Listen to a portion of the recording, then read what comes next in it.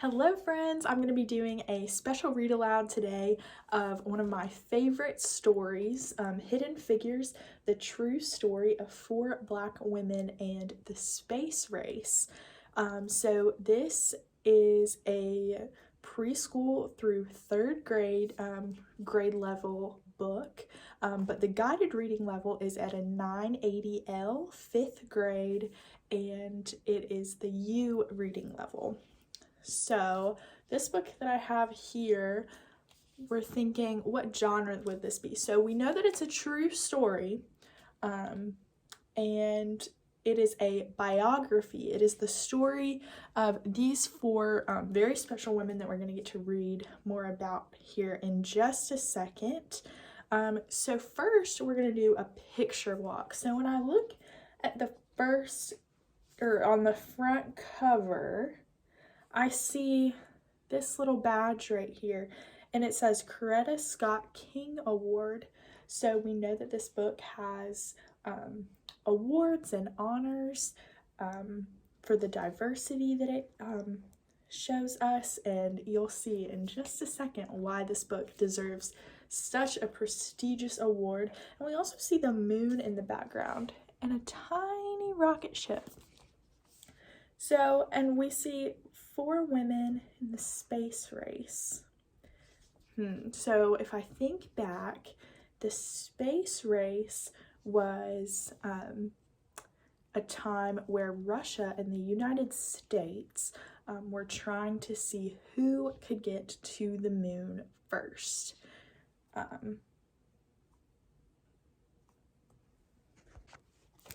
So I applied my prior knowledge, what I already know, to the front cover of what I see on this book.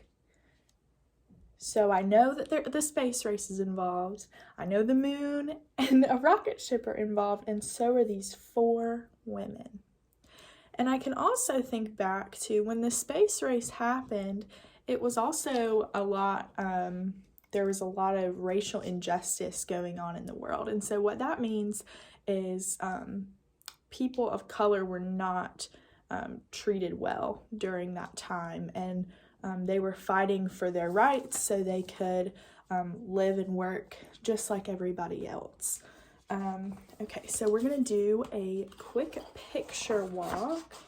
So I see this is my title page, and I see these 4 women again. I see a NASA badge on one of the ladies. Oh, they're all wearing them. So maybe that means they work for NASA. So let's keep going.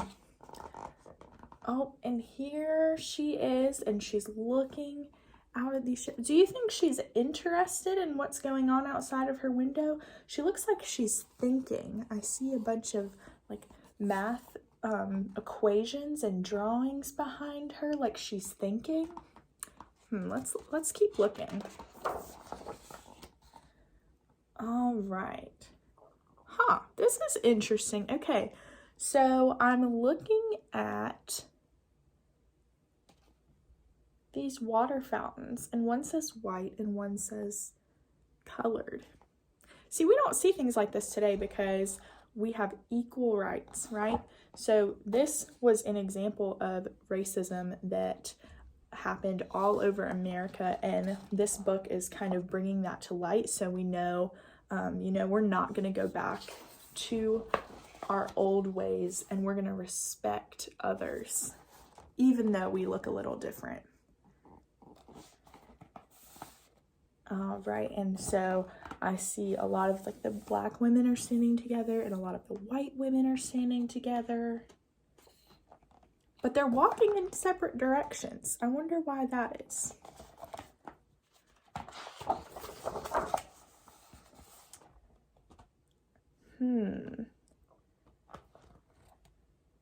I see they're hard at work. But what do we notice here? Now she gets to go and be with everybody else, not like we saw on the other page. So let's wonder how that happens. We see her going into a high school. And again, hard at work.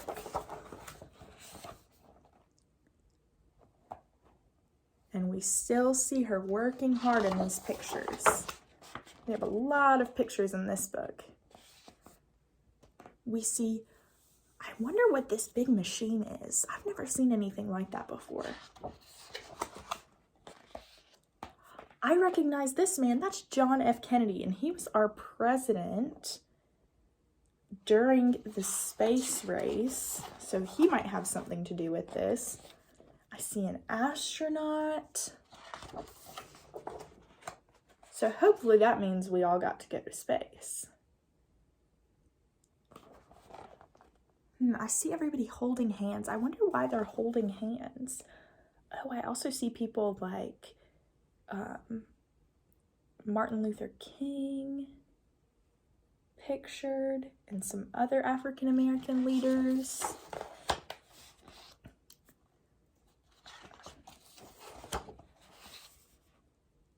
This looks like they're celebrating. I hope that means for a good ending for us in a space race. And there is our 4 women that we think so far that they've helped with the space race, but we got to kind of read the story to see. What is this? There's a lot of dates on it and events. Oh, look right up here. It's a timeline. So hopefully this will explain too a little bit more of the events in our story. And these say meet the computers, and we'll learn a little bit more about what computers are, not like the typical computers that we use in school. But it has little descriptions of the lives of each of these women that we're going to learn a little bit more about in our story. We also have a glossary, and a glossary is where we can find the words and definitions that we might not know, and our author's note in the very end, along with our dedication page. All right, I will be back in just a second, and we're going to start our special read aloud. All right, friends, welcome back. We are ready for our read aloud of Hidden Figures, the true story of 4 Black women and the space race. Dorothy Vaughan, Mary Jackson, Katherine Johnson, and Christine Darden were good at math. Really good. In 1943, the United States was at war, World War II. Dorothy Vaughan wanted to serve her country by working for the National Advisory Committee for Aeronautics, the government agency that designed airplanes. Having the best airplanes would help America win the war. Making airplanes fly faster and higher and safer meant doing lots of tests at the agency's Langley Laboratory in Hampton, Virginia. Tests meant numbers, numbers meant math, and math meant computers. Today, we think of computers as machines, but in the 1940s, computers were actually people like Dorothy, Mary, Katherine, and Christine. Their job was to do math. So I remember when we looked at the pages that gave us more information on Dorothy, Mary, Katherine, and Christine, it titled them as computers, so now we understand why. So they were called computers because it was their job to do math. All right. Because Dorothy was Black and a woman, some people thought it would be impossible for her to get a job as a computer. She lived in Virginia, a southern state, where laws segregated or kept apart Black people and white people. They could not eat at the same restaurants. They could not drink from the same water fountains. They could not use the same restrooms. They could not attend the same schools. They could not play on the same sports teams. They could not sit near each other in movie theaters. They could not marry someone of a different race. So think about that. That's a whole lot different than the life that we live now. And this was just 70 years ago. Wow. So maybe your grandparents lived during this time, and it was really hard for all of the Black people to not have the same opportunities. So our world looks a lot different now. All right, let's move on to the next page. But Dorothy didn't think it was impossible. She was good at math, really good. She knew that she was the right person for the job. She applied, and the laboratory offered her a position as a computer. So how would we describe Dorothy in this situation? Maybe brave, because not a lot of people that were women or Black were doing these things, but she had the perseverance to do it. She had the strength to do it. At work, Blacks and whites were kept apart. The white computers worked in one building, and Dorothy and the other Black computers worked in a different building, in their separate office. Even though they worked on the same kinds of assignments, the Black computers and white computers used separate bathrooms and ate in separate lunchrooms. How would this make Dorothy feel? I can't imagine she would feel very good. I know that I wouldn't feel good if this was happening to me. It seems like they're not being treated fairly.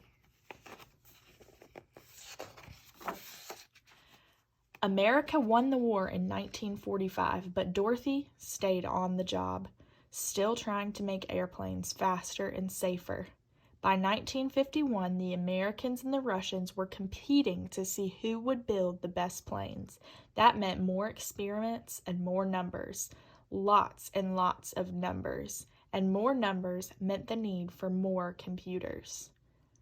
So here we can see how math is important, right? So in order for her to be able to build these planes, she had to be really good at math. And so the more we work on our math at school, maybe we can do awesome things like Dorothy one day. That's when Mary Jackson got a job as a computer at Langley. She worked in a group that tested model airplanes in wind tunnels. A wind tunnel was a machine like a huge metal box with a powerful fan attached. Mary put model airplanes in the wind tunnel and blasted them with air from the fan.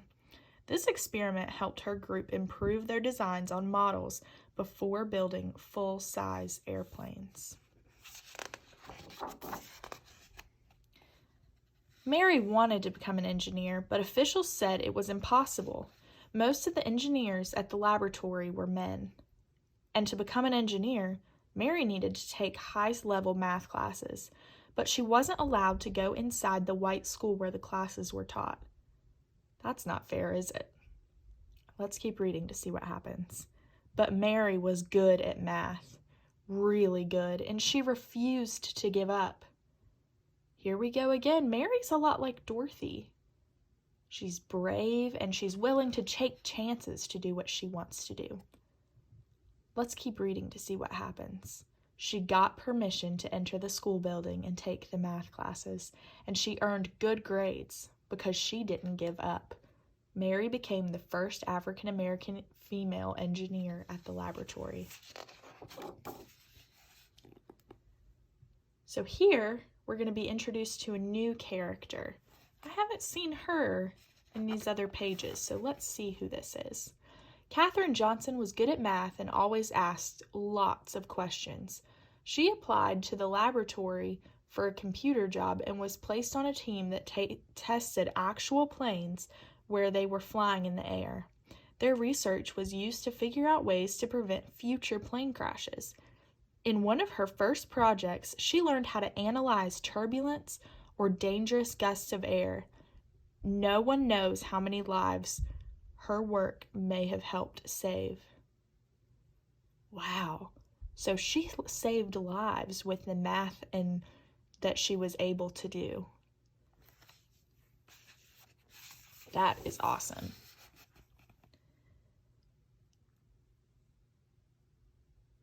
Katherine wanted to help the group prepare its research and reports, so she asked if she could go to meetings with other experts on her team. Her boss told her it was impossible. Women aren't allowed to attend meetings, he said. But Katherine knew she was good at math as anyone else, maybe even better. So she asked him again and again. So if she asked him multiple times and again, that's showing perseverance to keep trying even when it gets hard. Katherine asked her boss so many times that he finally invited her to the meetings. Katherine was good at math, really good, and because she fought to be treated the same as the men, She became the first woman in her group to sign her name to one of the group's reports. In the 1950s, the Langley Laboratory bought a machine computer that could do the math faster than the human computers. Okay, so I remember when I was doing my picture walk, I wasn't quite sure what that was, but now that I see it's a large computer, but it's a machine rather than a person. At first, these machines made mistakes. Dorothy learned how to program the machines so they got the right answers. She taught the women in her group how to program computers too. In 1957, Russia launched a satellite known as Sputnik into orbit around the Earth. The United States started building satellites to explore space too. For years, the laboratory had used math to design airplanes. Now it would need math to create spaceships as well. The government decided to change the agency's name from the National Advisory Committee for Aeronautics to National Aeronautics and Space Administration, NASA. In 1961, President John F. Kennedy told Congress, "I believe that this nation should commit itself to achieving a goal, before this decade is out, of landing a man on the moon and returning him safely to Earth." So part of the space race I see from what John F. Kennedy said was we were trying to get to the moon first, even though Russia had already launched Sputnik. A man on the moon? But the first step to getting a man on the moon was to send an astronaut around Earth. NASA was going to need to hire more space experts and more people who were good at math. Really good. The people at the laboratory had to work together from morning to night to figure out how to send astronaut John Glenn into space to bring him back home to Earth safely. Katherine Johnson knew she could use math to help. "Tell me where you want his spaceship to land, and I'll tell you where to launch it," Katherine told her boss. Katherine helped calculate the trajectories or pathways that the rockets traveled through space. She had to plan Glenn's exact route from takeoff in Florida to splashdown in the Atlantic Ocean. There was no room for error. So you might ask, what's a splashdown? When a rocket ship, or not the rocket ship, but when the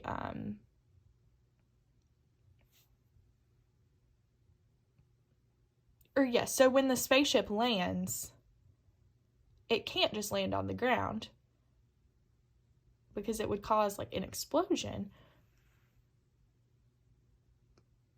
But it can hit the water because it has somewhere to go. It has something to break its fall. No one was better than Katherine at solving these tricky math problems. Days before his mission, John Glenn wanted Katherine to double-check the machine computer's trajectory calculations to make sure it hadn't made any mistakes. When Katherine said the numbers were correct, Glenn was ready to go. On February 20th, 1962, Glenn blasted off into space, circled the Earth, and made his way home safely. Meanwhile, laws began to change so that black and white students could go to school together. Blacks fought for the right to sit beside whites and to drink from the same water fountains. That reminds me of a world that we live in today. At the laboratory, black and white computers started working together in the same offices, eating at the same lunch tables, and using the same bathrooms. Black and white moviegoers could sit next to each other in the same theater. Across the country, people started to think about ways to bring equality to all Americans.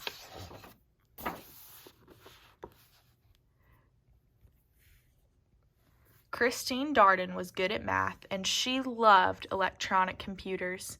She started working at Langley in 1967. Christine wanted to become an engineer, and thanks to Dorothy, Mary, and Katherine, she knew it was possible. Eventually, she became an engineer for supersonic airplanes, planes flying faster than the speed of sound. But her first job was to help with NASA's mission to the moon. The people at the laboratory prepared for years to send astronauts to the moon, about 238,900 miles away from Earth. Finally, on July 20th, 1969, the world watched as the three men arrived at the moon in their Apollo 11 spacecraft. "That's one small step for man, one giant leap for mankind," said astronaut Neil Armstrong when he stepped onto the dusty surface. But it was also a giant leap for Dorothy, Mary, Catherine, Christine, and all of the other computers and engineers who had worked at the laboratory over the years. The moon landing was a success from takeoff to splashdown, but there was no time to rest. Once NASA landed astronauts on the moon, the people at the laboratory began dreaming of sending humans to other planets such as Mars or Jupiter or Saturn. They all started to imagine hyper-fast space planes that could travel around the Earth at 7 times the speed of sound. The next adventure wouldn't be easy and would require lots of tests and lots more numbers, but Dorothy, Mary, Catherine, and Christine knew one thing: with hard work, perseverance, and a love of math, anything was possible. All right, friends, and at the end of our story, we have our timeline. So it starts here in 1903. The Wright brothers make the first powered flight. I have a text-to-self connection there because I know that that happened in North Carolina, where I live. And as we go on, we see in 1915, we had the NASA National Advisory Committee for Aeronautics. And here we go, we see the work of Mary Jackson later in 1951, but right before that we had Dorothy Vaughan and Katherine Johnson. So we can see as we look, as well as Christine Darden, as we continue on this timeline, we can kind of see where their stories happen in our history. Alrighty, and then in the very back we have little short biographies of each of these incredible women that we've read about. So we have Dorothy Johnson Vaughan from 1910 to 2008. Mary Winston Jackson from 1921. She passed away in 2005. Catherine Coleman Goebel Johnson was born in 1918 and is still living. Dr. Christine Mann Darden was born in 1942 and is still living. And once again, we have our glossary and our author's note. Thank you for joining me on this awesome read aloud of Hidden Figures. I know a lot of you will love this book. It is just an incredible story, and many of you also may have seen the movie Hidden Figures. It can be found on Disney Plus. I know it's one of my favorite movies. And so I know you will love reading a little bit more about these women. And I know I love learning more about outer space. So this shows us a little bit more about how we got there as a country. So thank you for listening, and I hope you enjoy.